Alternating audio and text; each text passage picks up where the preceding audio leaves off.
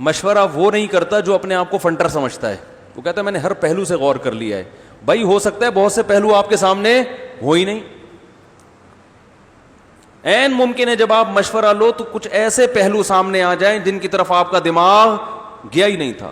ہمارے نبی صلی اللہ علیہ وسلم نے صلح حدیبیہ کے موقع پر جب مشرکین مکہ سے ایگریمنٹ کیا, مشرکین نے کہا آپ اب احرام کی حالت میں آ چکے تھے, آپ اس سال عمرہ نہیں کر سکتے.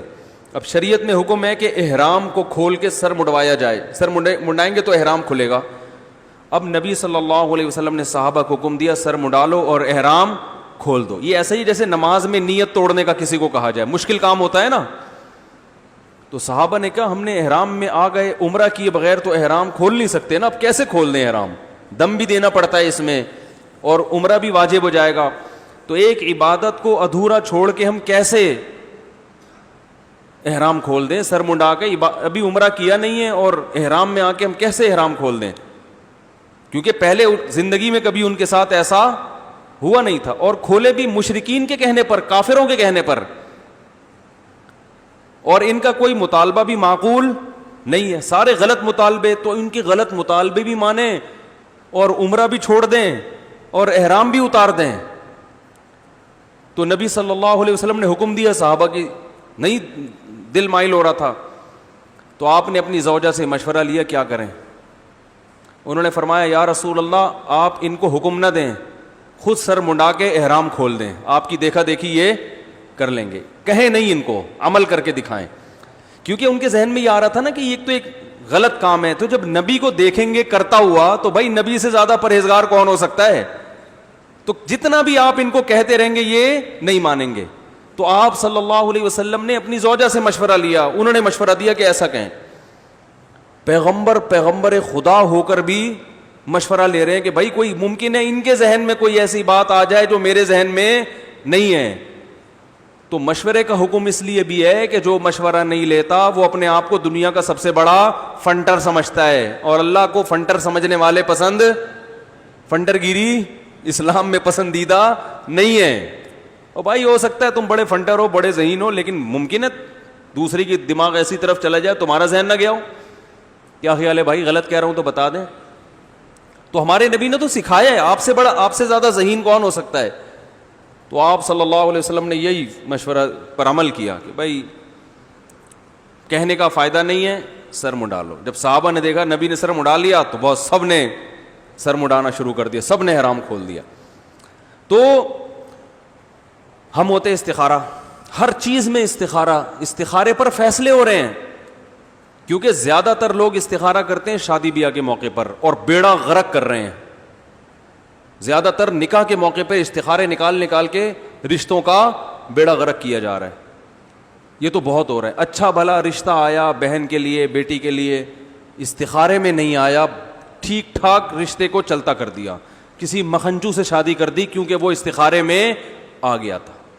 میں پتہ نہیں کیوں نہیں آ رہا استخارے میں سمجھ میں نہیں آ رہا ہے بھائی.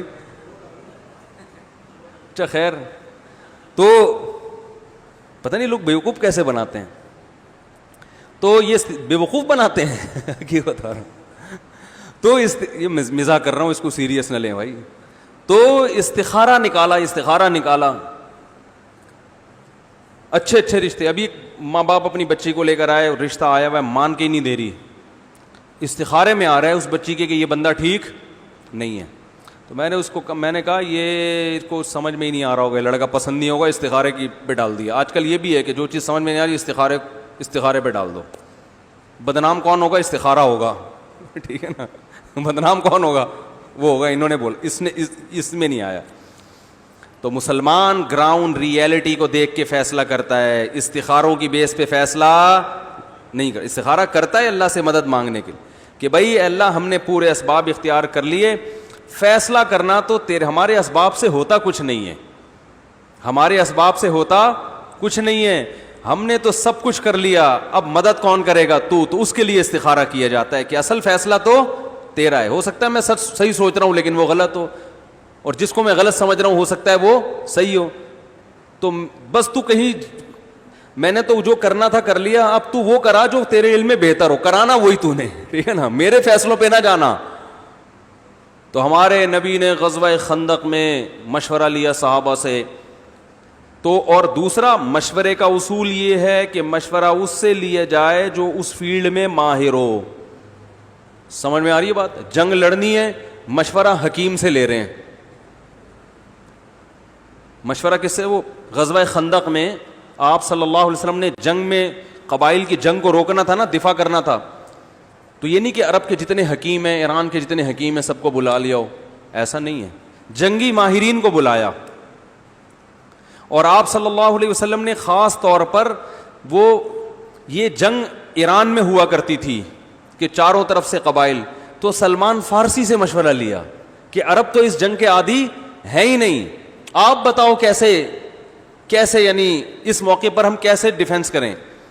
تو سلمان فارسی رضی اللہ تعالیٰ عنہ نے مشورہ دیا کہ یا رسول اللہ, ہمارے ہاں ایران میں فارس میں ایسی جنگیں ہوتی ہیں تو ہم خندقیں کھودتے ہیں.